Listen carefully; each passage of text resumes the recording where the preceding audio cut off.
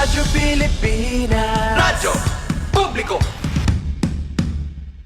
Konsultasyon sa mga legal na suliranin, talakayan hinggil sa batas na magaan mong mauunawaan. Simulan na natin yan. Usaping Legal with Attorney Danny Galang dito sa Radyo Pilipinas 738 AM.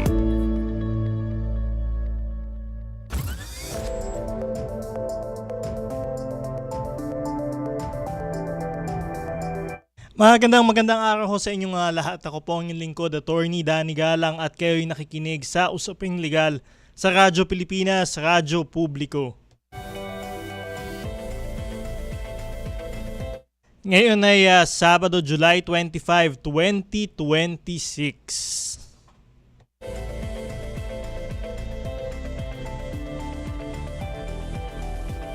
At syempre tumutok na ho kayo sa orihinal na Sandigan ng Bayan pagdating sa inyong mga suliraning legal tuwing Sabado, ang Usaping Legal.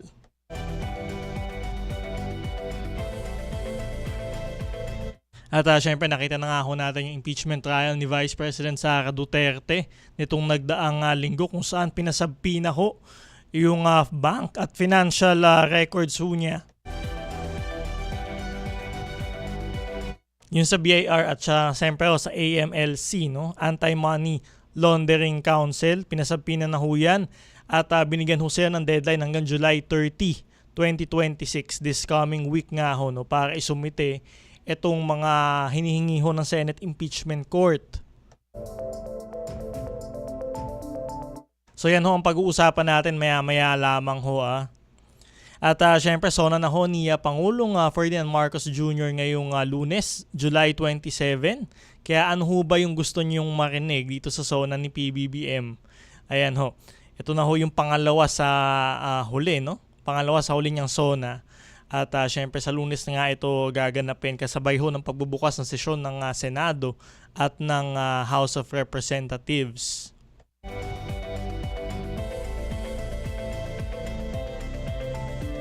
Napapakinggan ang Usaping Legal sa Radyo Pilipinas tuwing Sabado mula alas 11 ng umaga hanggang alas 12 ng tanghali.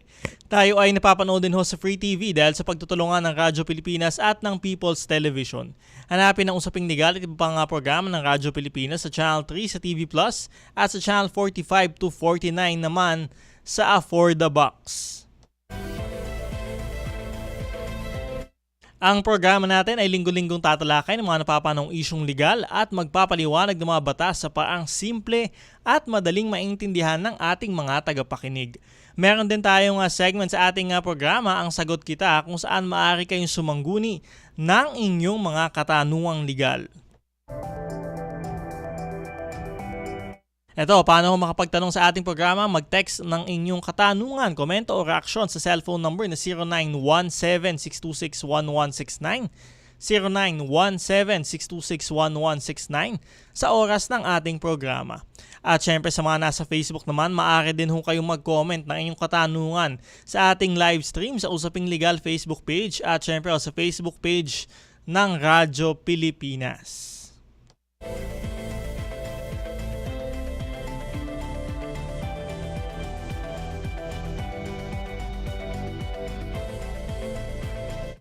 Eto, sa Usaping Legal natin ngayong araw, naghain na ng sabpina ang Senate Impeachment Court sa iba't ibang bangko at ahensya ng gobyerno para ilabas ang financial records ni Vice President Sara Duterte at ng kanyang asawa na si Manasseh Carpio, kaugnay sa alegasyon ng di umanong hindi maipaliwanag na yaman ng Vice Presidente.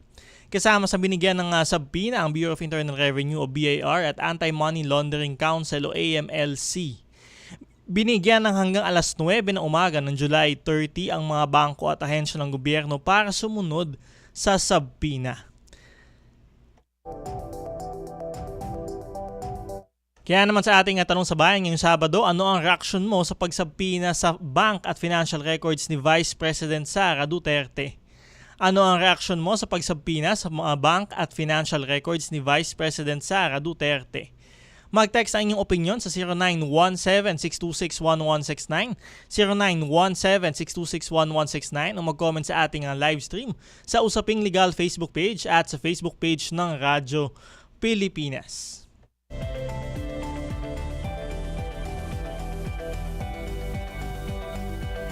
At syempre pinag-uusapan nga ho natin itong impeachment trial ni Vice President Sara Duterte. Nandito na ho tayo sa Article 2. Papasok na ho tayo dito sa Article 2. Ano ho yung sinasabi sa Article 2? Meron daw hong culpable violation of the Constitution and betrayal of public trust dito ho sa di umanong pagkamal ng kanyang unexplained wealth. Hindi ho maipaliwanag na yaman.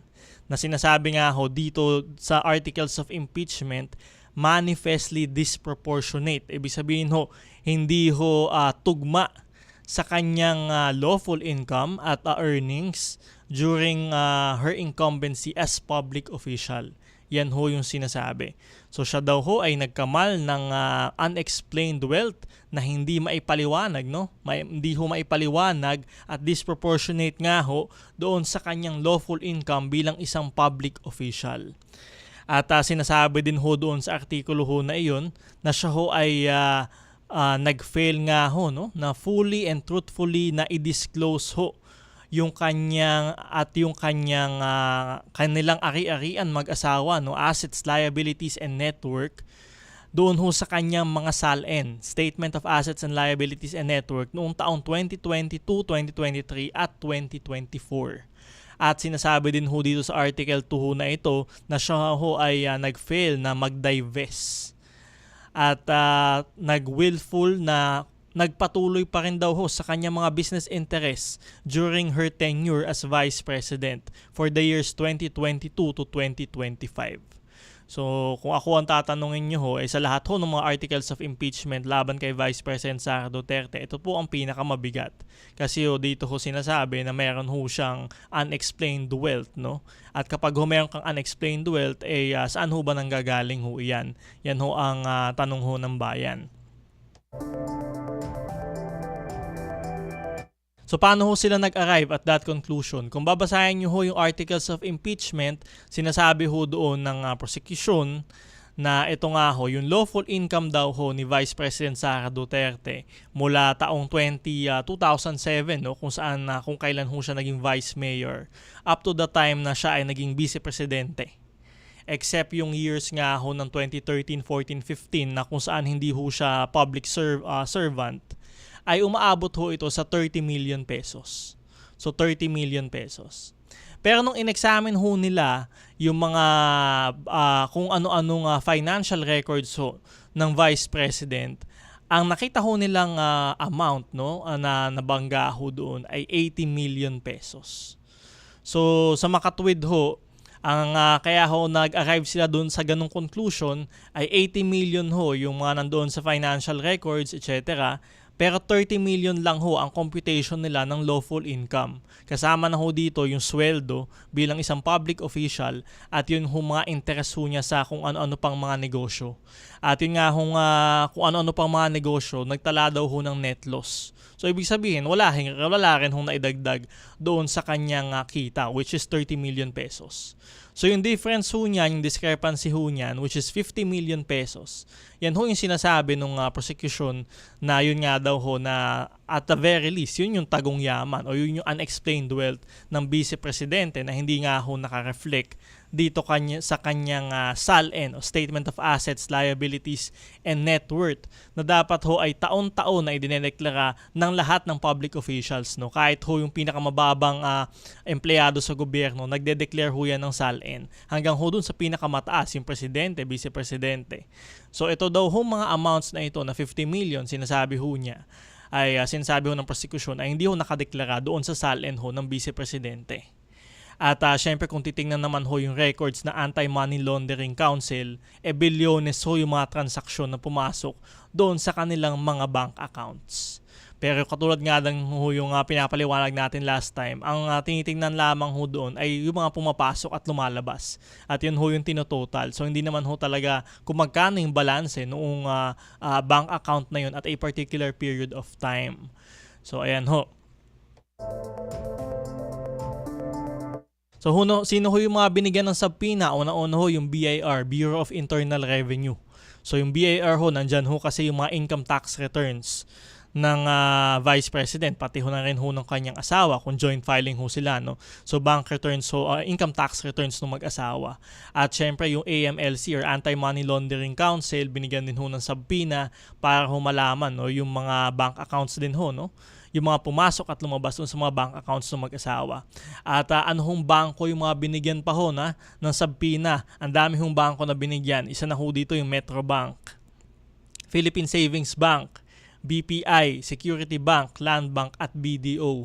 So at the very least, meron ho dyan 6 na bangko na meron hong sinasabing bank accounts yung mag-asawa at kaya ho ito pinasabpina ho ng Senate Impeachment Court.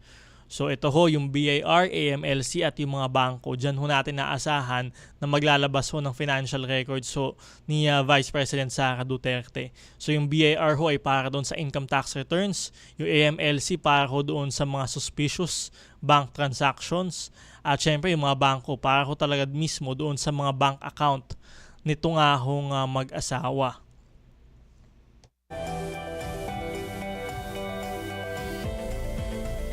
At syempre, ito lang naman ho yung mga bangko. Ang sinabi na lang ho ay yung mga peso-denominated accounts. Kasi ho, syempre, hindi ho pwede yung mga dollar-denominated accounts dahil meron ho tayong exception ho dyan sa batas, no? So may Foreign Currency Deposit Act ho tayo, no?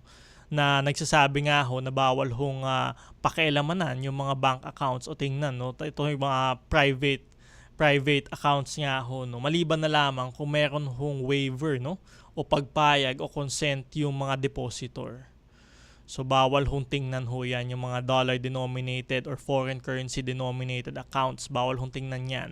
Kaya ho ang pinasabi na lamang ay yung mga peso denominated accounts.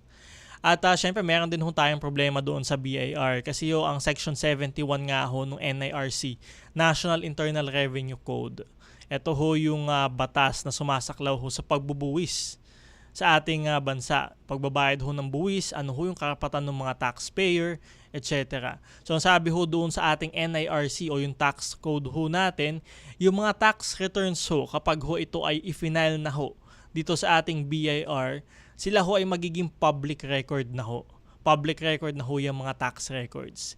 Kaya lamang ho, pwede lamang ho silang buksan at inspeksyonin kapag ho merong order yung presidente. So kapag in-order ho ng presidente na buksan o i-open, i-inspect yung particular na income tax return ng isang individual, ayun lamang ho yung pagkakataon na kung saan maaari ho itong buksan.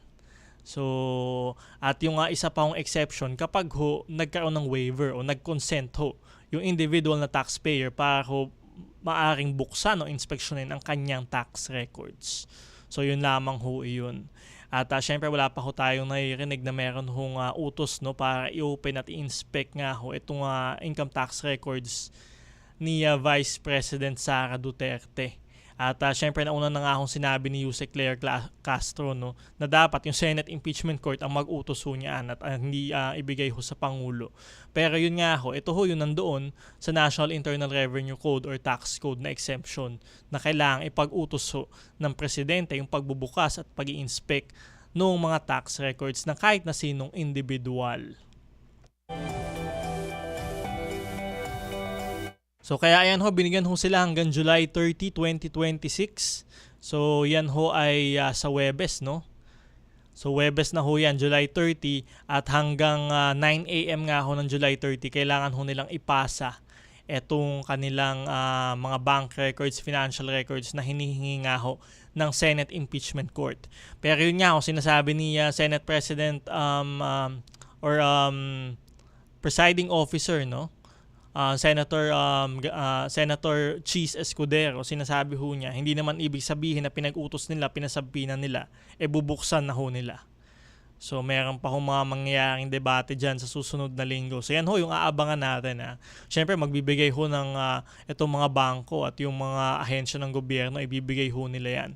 Pero kung bubuksan nga ba ho doon sa Senate Impeachment Court at gagamitin ito bilang ebidensya, ay ayan ho yung malaking tanong ho natin. Kaya ho tayo ho ay sumubaybay dito sa mangyayaring impeachment trial sa susunod na linggo. At napaka-importante na ho nung tatalakayan ng articles of impeachment. Ito nga ho nga sinasabing pagkamal ng unexplained wealth ni Vice President Sara Duterte.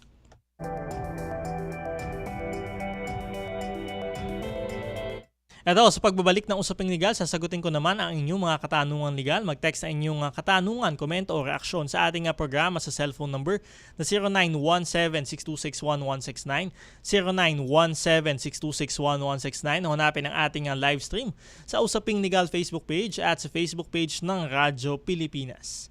Magbabalik ang Usaping Legal matapos lamang ng ilang paalala. Tugon sa mga katanungang naaayon sa batas ang ibibigay. Usaping Legal kasama si Attorney Danny Galang sa Radyo Pilipinas 738 AM. Nagbabalik ang Usaping Legal dito pa din sa Radyo Pilipinas, Radyo Publiko. At syempre dumako na ho tayo sa ating segment na Sagot Kita.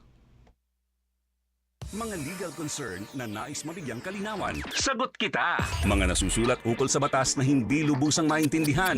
Huwag kang mag-alala. Sagot kita! Sumangguni na kay Attorney Danny Galang dahil dito, Sagot Kita!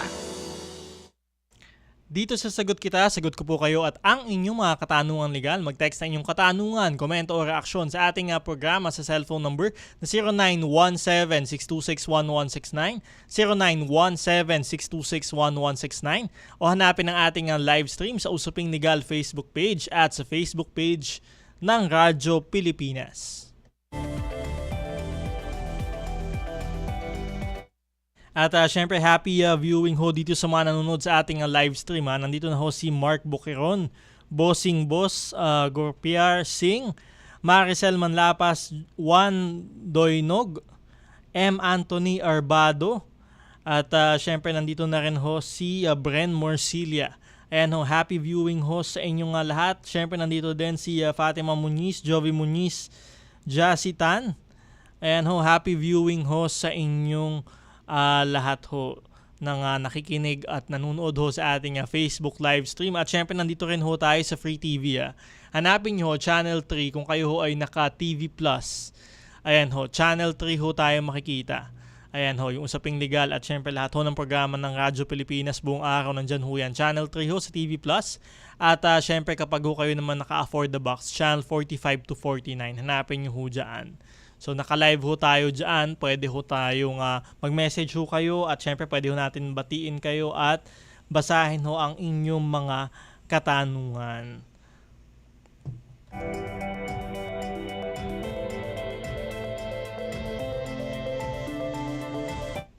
Ito, first question natin coming from Anonymous, okay? Attorney, paano po ang ganito sa akin? Tinanggal ako dahil binigyan ako ng tip ng customer. Then, pinatawag ako ng CRS ng mall kasi nag-violation daw, nasa CRR daw na bawal tumanggap ng tip. Nag-sorry ako. Nagmakaawa na bigyan ako ng isa pang pagkakataon kung mali ako pero hindi sila nakinig. Tinanggal pa rin ako kinabukasan. Wala na akong duty. Guard kasi ako sa isang mall. Ayan. So yan ho, yung nag-message ho sa atin, guard sa isang mall. Siya ho ay tumanggap ng tip mula sa customer, nahuli ho siya. At ayun nga ho, siya ay tinanggal na ho sa trabaho dahil ho dun sa pagtanggap ng tip sa isang customer.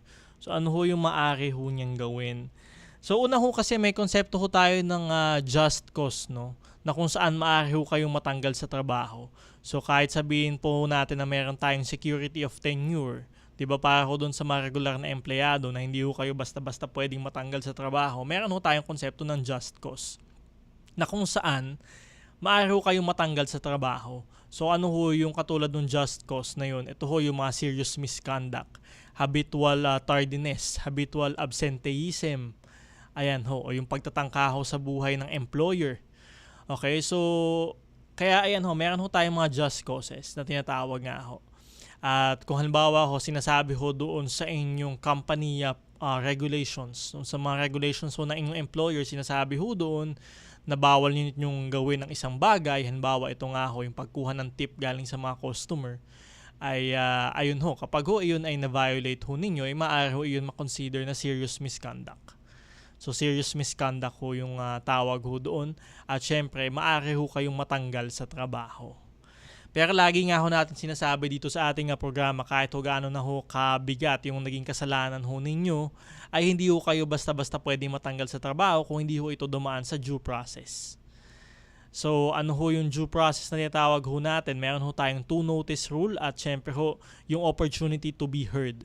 So kailangan ho bigyan ho kayo ng unang notice na nagsasabi ho na kayo ho ay meron nagawang kasalanan sa inyong employer.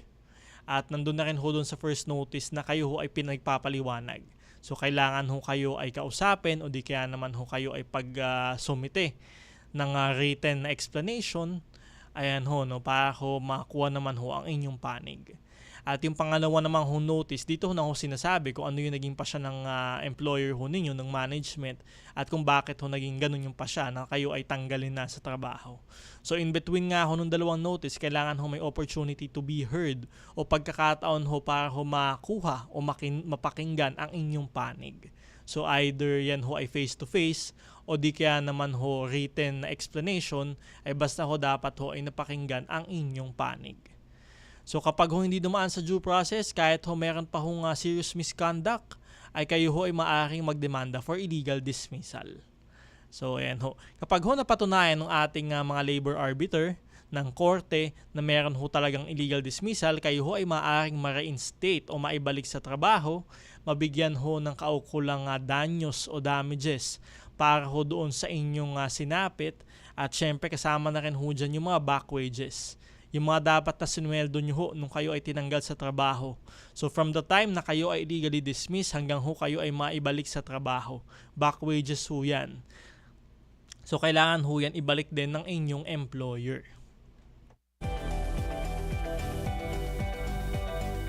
Ngayon ho, sa kaso ho dito doon, so nag-message ho sa atin, ay yun nga ho, siya ay nag-violate ng isang company regulation na bawal ho tumanggap ng tip galing sa customer. Ang hindi lamang ho natin alam ho dito ay kung properly nga ho bang naobserbahan yung due process. Kasi ho dito, sinabi naman ho na kinausap po siya, nagmakaawa po sa kanya. Nagmakaawa ho siya, no? Nagsorry ho siya, no? Pero hindi ho sinabi dito na nabigyan ho siya ng 2 notice. 'Di ba? Yung opportunity to be heard, sapat na ho ba yun? Yun lamang ho ba yung sinabi sa kanya, kinausap lamang ho siya, sapat na ho ba yun? So hindi ho natin masabi kung talagang naobserbahan yung due process. At yun nga, pag sinabi ho natin, pag hindi ho naobserbahan ng due process ng tama, yung tama hong pag-obserba ng due process, 2 notice rule, opportunity to be heard, ay ayan ho, maaari ho kayong magdemanda for illegal dismissal sa ating Department of Labor and Employment at syempre National Labor Relations Commission. So kung kayo ho ay wala hong kakayahan para kumuha ng abogado, maaari ho kayong humingi ng tulong sa ating mga Public Attorney's Office, PAO. Ayan ho, nakakalat ho yan sa buong bansa. At syempre doon sa ating mga Integrated Bar of the Philippines, IBP chapters, na syempre ho nakakalat din ho sa iba't ibang rehiyon nga ho. Ito yung mga asosasyon ng abogado. At libre ho, pro bono ho nila kayong bibigyan ng tulong para ho sa inyong mga suliranin. So halimbawa ho dito sa Quezon City, punta ho kayo dito sa Quezon City Hall. Ayan ho, doon sa Hall of Justice, nandoon ho yung IBPQC. At pwede ho kayong humingi ng tulong ho dyan.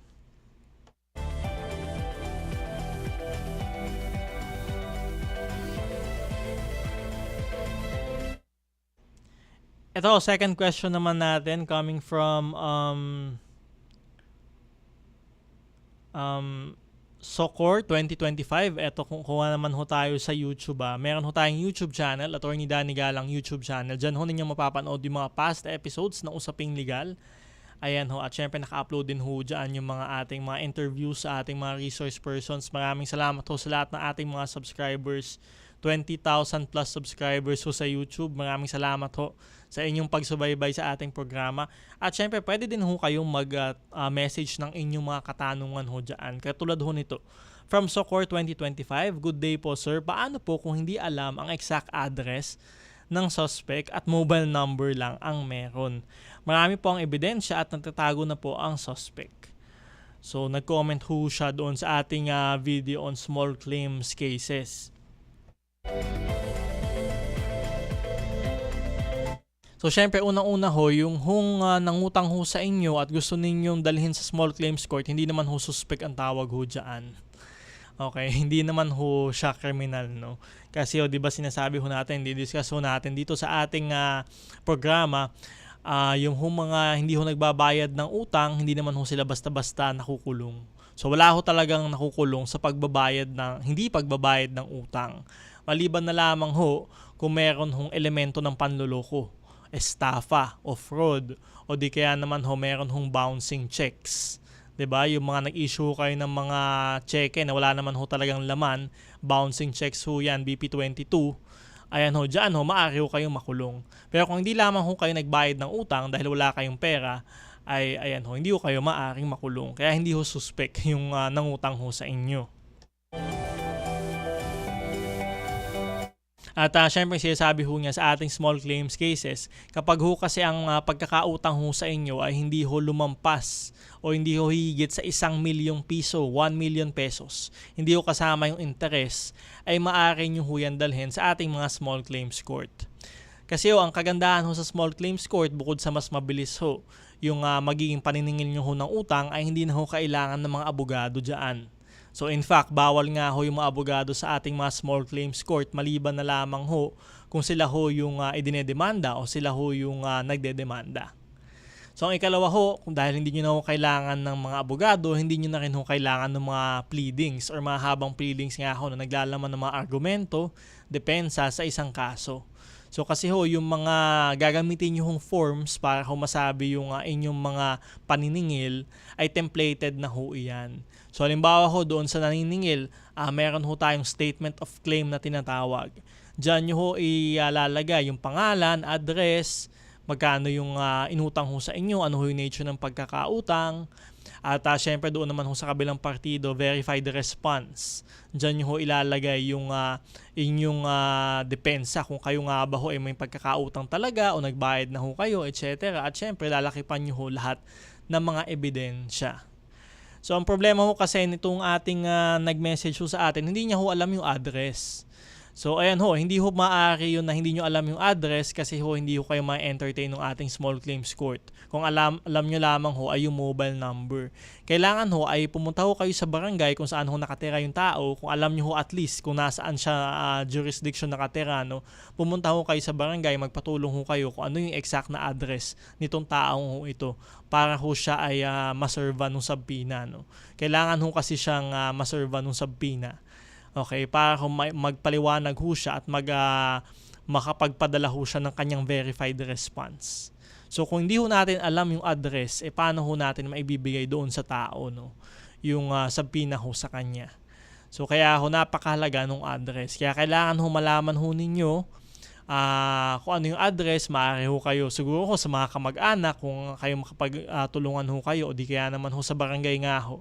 Sinasabi ho niya nagtatago na daw ho yung nagkautang sa kanya. Ayan ho, sana ho ma-verifikan nyo ho dahil kailangan ho talaga yung address para ho kayo ay ma-entertain nga ho sa ating mga small claims court. At syempre tandaan din ho natin kung kayo ho ay nakatira sa isang barangay or adjacent na barangay ho sa isa't isa, kailangan ho ay dumaan ho muna kayo sa ating barangay. Barangay justice system nga ho. At yun nga ho, kapag ho kayo ay dumaan sa barangay at syempre kayo ho ay pag-aayusin at pagbabayarin ho ng utang, pero kung wala pa rin hong mangyari, ayan ho, bibigyan na ho kayo ng certificate to file action o yung CFA na tinatawag ho natin. Yung certificate to file action, kailangan nyo ho yan ilakip o isama ho doon sa inyong statement of claim para ho katunayan na kayo ay dumaan na ho sa barangay. So kung kayo ho ay nasa isang barangay pero hindi ho kayo dumaan sa barangay, ay maaaring hindi rin ho kayo ma-entertain ng ating mga small claims court. So tandaan lamang ho natin na yung desisyon ho sa ating small claims court ay pinal na at hindi na ho maaaring i-apela pa sa mas mataas na korte. So ayun ho, sana ho ay makita nyo ho yung address nung taong nagkautang ho sa inyo para ho masimulan na natin ho itong proseso sa small claims court.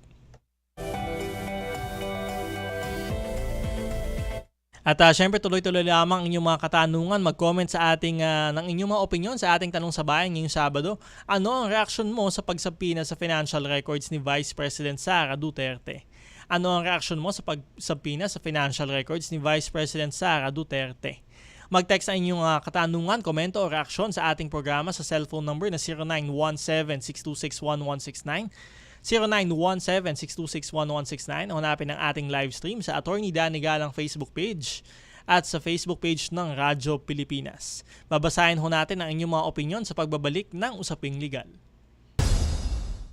Tugon sa mga katanungang naaayon sa batas ang ibibigay. Usaping Legal kasama si Attorney Danny Galang sa Radyo Pilipinas 738 AM.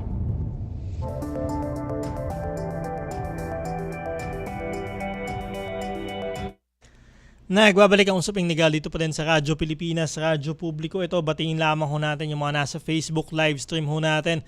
Nandito na ho si Maria Modim, Irene Guillermo at syempre si Ralph Jericho Pamintuan Laurente. Ayan ho, maraming salamat din ho sa mga nanonood sa ating Facebook live stream. Hanapin nyo ho Usaping Legal Facebook page at syempre Radyo Pilipinas Facebook page. Happy viewing din ho kay Jovi Muniz watching from Chicago, USA. Ayan ho, happy viewing ho sa inyo. At syempre maraming salamat ho doon sa mga patuloy ho na nag-share ng ating mga videos sa ating mga Radyo Pilipinas stations nationwide. Radyo Pilipinas Iligan, Radyo Pilipinas Bontoc, Radyo Pilipinas Davao, Radyo Pilipinas Cebu, Baguio. Ayan ho, maraming salamat ho sa inyong lahat.